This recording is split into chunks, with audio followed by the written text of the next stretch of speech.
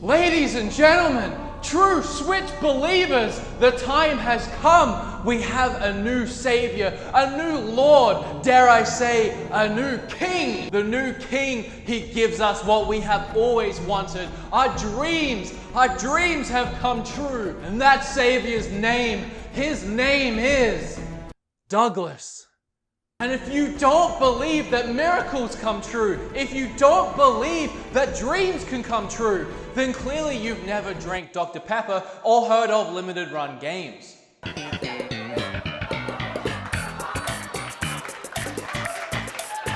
A little while ago on this channel, I talked about limited run games and the fact that they were starting to put games out for the Nintendo Switch. Now, if you don't know, if you still haven't heard of limited run games, essentially what they do is they take games that are on these systems digitally and they actually make physical releases of said game and they put them up on their website for you to buy. The supplies are really limited, hence limited run games, but it actually gives us a chance as collectors to pick up some of our favorite games that didn't get physical releases. It's an awesome company and I really love what they do. I haven't actually bought too many of their games because they get crazy expensive and I always miss out, and as much as I love collecting for PlayStation 4, there's never been that drive within me to go out and pick up every single game that comes out or buy limited versions of games. I sort of just buy the games that I want to play. I'm kind of a collector. I'm kind of addicted to picking up the weird, wacky, and the wonderful. So when I heard they were making Switch games, my mind instantly started racing to what could they possibly be making for the Nintendo Switch. What gem on the eShop have they plucked out of obscurity and given a physical release to? Now you guys know me, I love my eShop games. I've covered 50 eShop games over the course of 5 videos, so there was going to be a likely chance that whatever game they picked first,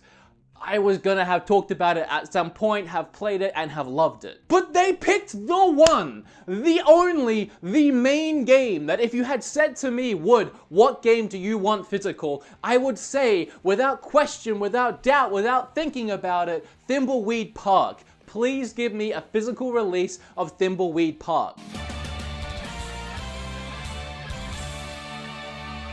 But why that game, you might be asking? Out of all the games on the eShop, why would you want that game in particular? Well, I'll tell you. Thimbleweed Park, for starters, is a point and click, which if you're a fan of my channel, you'll know it's one of my favorite genres of video games, but it goes even deeper than that. It's a point and click developed by Ron Gilbert and Gary Winnick, and it's a spiritual successor to their previous games, Maniac Mansion and The Secret of Monkey Island, literally my 2 favorite point and clicks of all time. Maniac Mansion is my favorite NES game, hence why my fiance made me a pillow of it. Still love it, thank you, honey.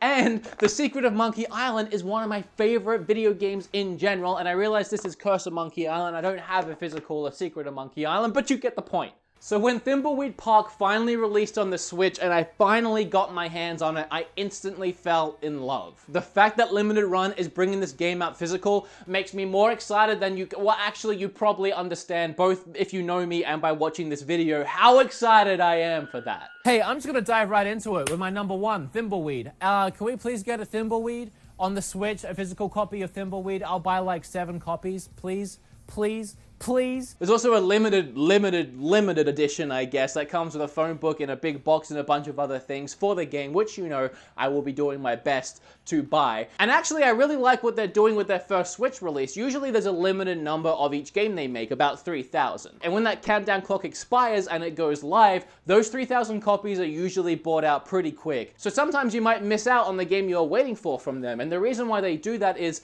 they never know how a game is gonna sell. Essentially how they work is they find these games that have these digital releases and there's no plans to make a physical, either because the developer of the game can't afford it, or they just don't think it's worth it, or yada yada yada. Along comes Limited Run Games and they say, hey, we think this game would actually sell if you make it physical. So if you have no intentions of doing it yourself, let us do it, let us cover all the production costs so you don't have to do any of it, and then we'll sell the game for you. So the developer makes extra sales from their game, they get these physical releases made for free, which they get a cut of, and it also promotes promotes their game. If people haven't heard of this game before digitally, this extra promotion from Limited Run actually making it physical puts their game out there a little bit more. It might even promote more eShop sales. It's a win-win for everyone. But again, if the developer themselves weren't sure if they were going to make sales, neither do Limited Run games. They sort of go by what the community is saying, so they can only make a limited number. They can't produce 20,000 of these things, only sell 2,000 of them, and be sat on 18,000 copies. They can't afford to be doing that. That could bankrupt them on one game. So they always make it limited so they don't have extra stock lying around. So yes, sometimes they do sell out really quick and we see these crazy prices online.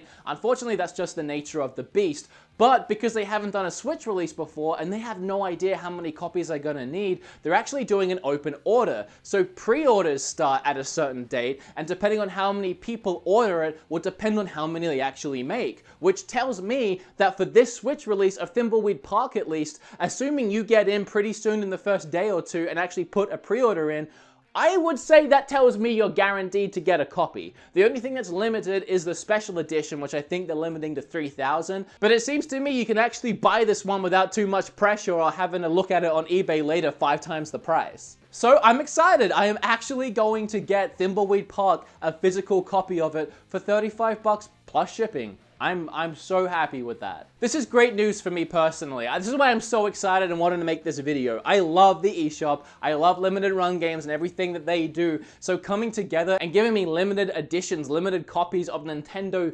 games on the Switch, I mean, I think it speaks for itself.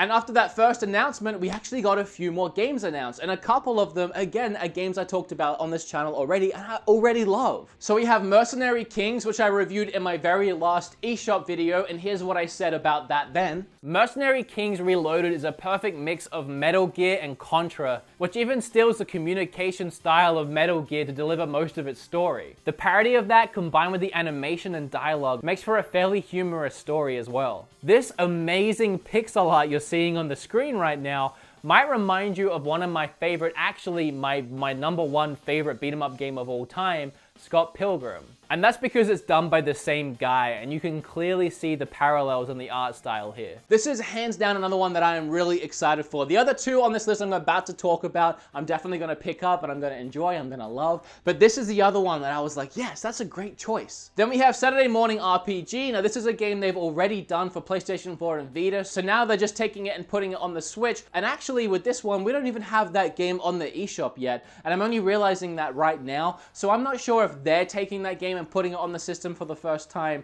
or if there was plans to. I'm gonna check that.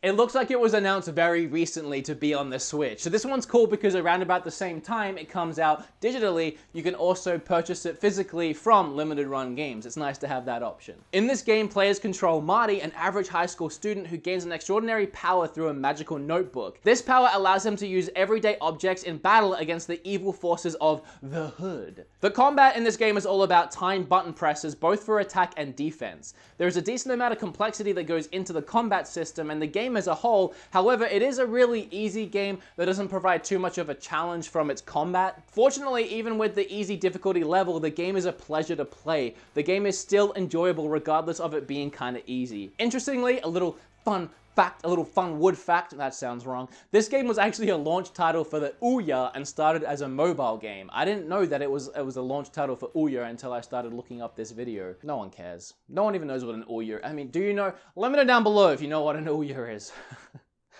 I bet it's 1 in every 10 people. And the final game currently announced that Limited Run is bringing a physical version to the marketplace of is Flint Hook, which is a game that only recently made its way onto the eShop. In Flint Hook, you play through several procedurally generated ships. Sorry, can't pronounce that word that well. Procedurally, I suck at it. The combat is a blast, especially when you combine your shots and some slick platforming using the hook shots. Once you start to get a hang of the hook shot, it feels great zipping around the levels, adding in the use of slowing down time as you go. There is great diversity in the mini bosses and the bosses, and I just love the look of the game as a whole. I know that whole pixel art, retro style inspired video game genre is really overplayed at this point, really overplayed, but this one does a great job at its visual style and looks amazing. So for those playing along at home, that's a platformer, a point and click, an RPG, and a run and gun game as the first 4 games announced that Limited Run are doing. I think that's an awesome mix. They did a fantastic job at picking an initial lineup, and I'm really excited, mostly 100% solely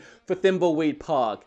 That one, if any, I'm gonna try and get all of these limited run games for the Nintendo Switch because, I mean, duh, but that one for sure is the one that I really want, and then Mercenary Kings. Put that webpage in your bookmarks, set a timer, set a countdown, and be there, be square at the moment it goes live, and let's play some Thimbleweed, physical, in our Switches. Let's get a copy of Thimbleweed that we can lick. I hope you guys enjoyed this little news blast and my weird thing at the start of this video. I'm really sweaty and I forgot to wear socks in this video. So I barely ever film these barefoot. Feels weird. I feel like a hippie. Not that there's anything wrong with that.